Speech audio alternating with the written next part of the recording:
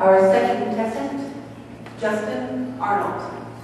Justin Arnold.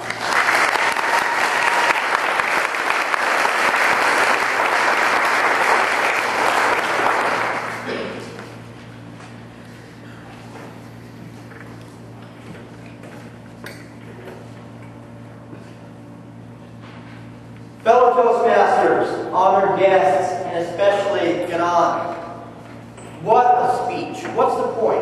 When in our lives have we asked that? Hasn't everybody asked that once in our lives? There's always a point to life, and he's taught us that, you just got to reach, you got to stretch, and you've got to try. Because, like he said, what's the point of living if there's nothing worth dying for? And I thought it was very powerful in his conclusion that he repeated that. Because what it does is it cements in your head, why am I living?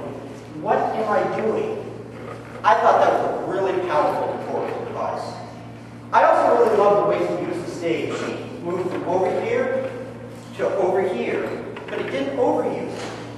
And when he needed to make a point, he would stop, do some great hand gestures, expressive hand gestures, and then move to another side of the stage. And that keeps the audience eye moving. And I thought that was wonderful.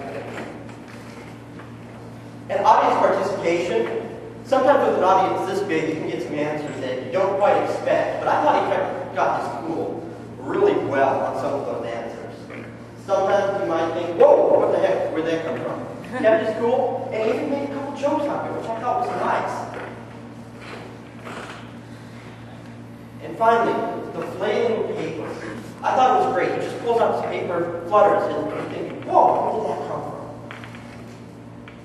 Couldn't see in mind, what are you going to do with your life? What's the point? Are you just a fluttering paper, or are you going to do something with it? One of the things I did notice, though, with him, was when he was doing the monologue, he was looking down and away from the audience. What that does is that breaks the connection from the audience and puts it squarely on you. My recommendation for that is if you're going to do a monologue with two people, or just with yourself, look at an audience member. Come over here, talk to an audience member right here. Come over here, talk to an audience member right here, or go over here and talk to someone. That way, it keeps the focus on the audience, and you're not breaking that eyeball connection. Another thing I did notice is that he came from the left side of the room a bit, and I've noticed this with a lot of speakers. We'll focus on one side of the room, whether the left hand or the right hand. My recommendation for that would be, if you're going to use the stage, which you use the stage really well, move back and forth, look at one or two or three people, and then move to the other side and look at one or two or three people. I love this speech. I thought it was an incredibly powerful speech. Just remember, audience participation is key. Look at the people, especially if you're giving a monologue or dialogue, and just use the stage and look at each half of the room. Madam Toastmaster.